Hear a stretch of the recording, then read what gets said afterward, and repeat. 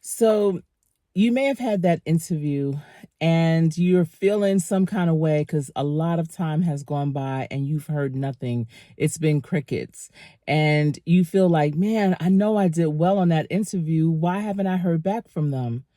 If that's ever been your situation, then you probably would want to watch this to the end. So, yesterday I was a moderator for a panel, and it was a panel of people, professionals in their industry, and it was for students that attend a college. And it was, just to hear more about their occupation, how they got started, what made them decide to go into that line of work. It was a good, a really good, a good panel. And we had questions and answers. And so there was one person in particular, and this I know is a story that I hear often, especially when I'm doing career coaching. Oh my goodness. I know that I aced that interview and I haven't heard back. They said that they only needed someone with this type of qualifications, and I have them, and I don't know why I haven't heard back. And there was a person in the audience that was sharing that, and asking for advice of what they should do. And listen, you have to take matters into your own hands when you are interviewing for a new position, when you are requesting investors to invest in your business. You have to really take initiative and take matters into your own hands. And that means you reaching out. Okay, you haven't heard from them, but have you reached out to them as well? And I know I asked that question yesterday, and the person said, well, they didn't have any cards. I didn't get anybody's information. And I looked around and I said, man, because I usually say this before I do a presentation or anything. And I meant to say it even as the moderator to the audience. Get your pen and paper out, because you're about to hear some great information. If nothing else, get your pen and paper out to take down the names, the businesses, the industry, the positions that the panelists are in. And I looked around and no one was writing anything down. And it may not be a pen and paper per se, but it could be their phone where they're taking notes. I didn't see anyone with their phones out. They absolutely were paying attention, and I appreciate that.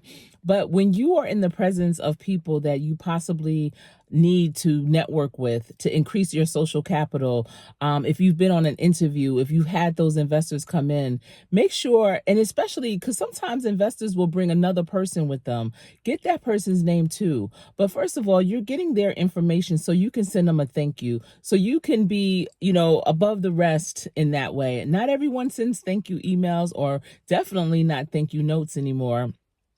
Some do, but the majority don't. So if you're doing that, you're going to put yourself up at the top. Also, you want to follow up periodically if you haven't heard from them. So I'm not saying be a bugaboo and continuously tap their shoulder. Hello, did you make a decision yet? No, but at least every 2 weeks, maybe once a month, depending on what it is and who else they need to confer with. But to see where are you at in the process, and if I am still a viable candidate for the job or for you to invest in.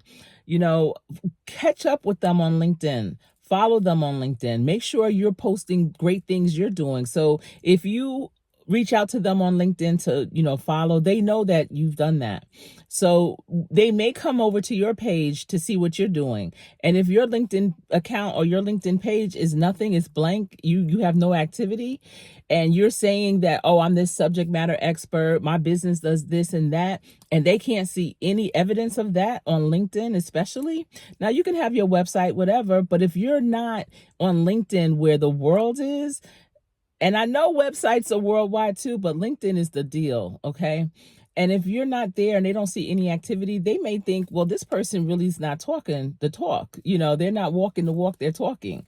So you want to definitely make sure your LinkedIn is up to date, especially if you're talking about marketing. If you have a business, if you have a product and you have this marketing communications plan that you pitched to investors, and you're telling them what you're going to do, how you're going to get the word out, because investors want to know, how are they going to get their money back? What is their return on investment? But how are you going to get it? They don't want you digging into your pockets. They want your product to create that that source of revenue. So if they are searching you and seeing where you're at, how you're marketing right now, and they don't see any, evidence of that, I know for me, I feel, I don't feel warm and fuzzy about that. I don't feel confident that you're going to do what you say that you're going to do. Do what you're saying you're going to do now, but do it on a smaller level, obviously, because maybe you don't have the funds to do it in a big way.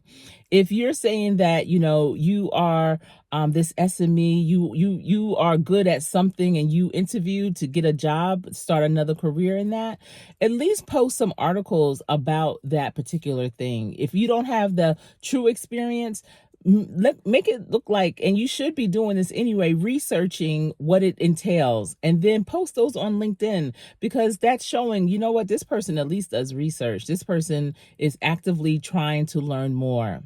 So I just wanted to come on here to tell you, it's not always them. Sometimes, and I know for me, if things aren't going the way that I think it should, even if it's with someone, I will sometimes pause and say, wait a minute. It must be me. It has to be me. Let me see what I can do better.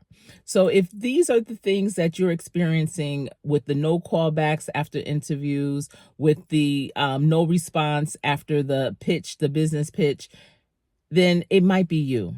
So take a pause and see what you can do differently so that you can be more attractive, and not just attractive initially for you to get that interview, but attractive enough where they see the value in you, where they want to bring you on board to be a contributor to their business, where they want to pour money into what you're doing so that you can grow your business.